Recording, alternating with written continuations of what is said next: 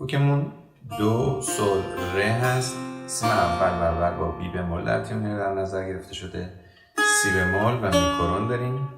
میگیم بم لا سل فا. سل و فا مقطعن، روی لا هم تریل داریم، راست چپ های مکرر به نوت سی بمول. بعد میگیم سل لا سل سل دست باز تکرار میشه. بم لا سل فا. فا هم در سیم زرد میکنه ولی مقطع هست و سریع برش میداریم که صدا قطع بشه. سل لا سل سل بم لا سل فا سل لا سل دو. این بار انگشت سوم دوباره بم لا سل فا سل لا سل سل آزاد بم لا سل فا سل لا سل دو بم لا سل فا سل لا سل سل آزاد. میریم به اوج. سی کرون میشه. بم لا سی دو. این رو مثل چپ بزنیم.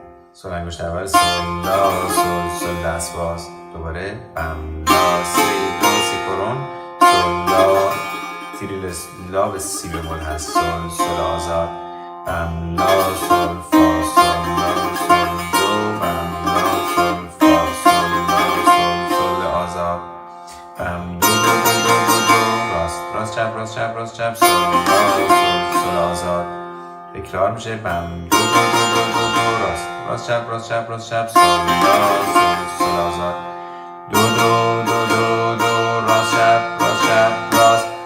سل انگشت اول سل لا تریل سل ریزی که همراه با گلیساندو هست.